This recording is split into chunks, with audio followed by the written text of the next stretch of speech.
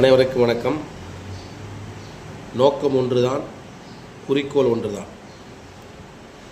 நம்ம இங்கே யாரை பற்றியும் குறை சொல்லதுக்காக இந்த காணொலி இல்லை. எந்த அரசியல் தலைவர்களையும் புறம் பேசுவதற்கான ஒரு காணொலி அல்ல.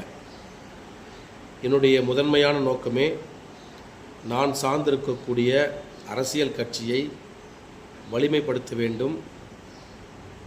அந்த கட்சியில் முன்னெடுத்திருக்கக்கூடிய நன்மைகளை இந்த மக்கள் மத்தியில் கொண்டு செல்ல வேண்டும்.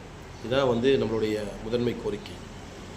நான் யாருன்னு கேட்டிங்கன்னா, என்னோடய பேர் அண்ணாமலை ராஜேஷ். வடசென்னை கிழக்கு மாவட்ட இளைஞரணி துணைத் தலைவர், பாரதிய ஜனதா கட்சியில் நான் பயணம் பண்ணுறேங்க. நம்மளுடைய நோக்கம் அதுதான். அதாவது தமிழ்நாட்டில் இருக்கக்கூடிய அரசியல் கட்சிகளையோ தலைவர்களையோ நம்ம குறை சொல்ல விரும்பலை. கடந்த 12 ஆண்டு காலமாக எங்களுடைய பாரதிய ஜனதா கட்சி இந்தியாவுக்கும் தமிழகத்திற்கும் என்னென்ன நன்மை செய்திருக்குது, அது மக்கள் எப்படியெல்லாம் பயன்பெற்றிருக்காங்க, இதை பற்றி தான் இதுக்கப்புறம் நான் முழு காணொலியாக போட இருக்கேன். அது மட்டுமல்ல, எங்களுடைய தலைவர்கள்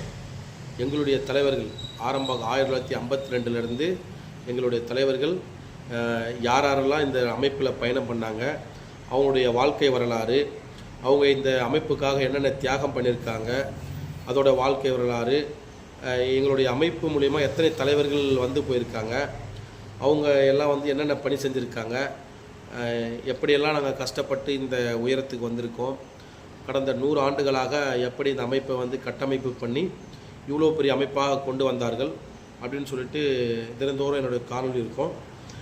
நீங்கள் கண்டிப்பாக இதெல்லாம் பார்க்கணும். பார்த்து என்னுடைய காணொலிக்கு நீங்கள் சப்போர்ட் பண்ணணும். நீங்கள் என்னோடய காணொலியை பார்த்துட்டு என்னுடைய பேச்சுக்கு கமெண்ட் கொடுக்கணும்.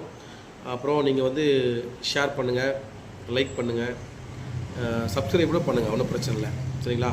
இது என்னோடய ஃபஸ்ட்டு காணொலி தான். இதன் மேற்கொண்டு தினந்தோறும் வரும். என்னுடைய முதன்மையான நோக்கமே நான் சார்ந்திருக்கக்கூடிய அமைப்பை, கட்சியை வலிமைப்படுத்த வேண்டும். அதனுடைய நன்மைகளை மக்கள் மத்தியில் எடுத்து சொல்ல வேண்டும். மற்றவங்க செஞ்ச தவறுகளை நான் எங்கே சுற்றி காட்ட போவதில்லை. அதனால் இதை மக்களுக்கு, உங்களுக்கு தெரிவிக்கிறேன். சரிங்களா? நன்றி.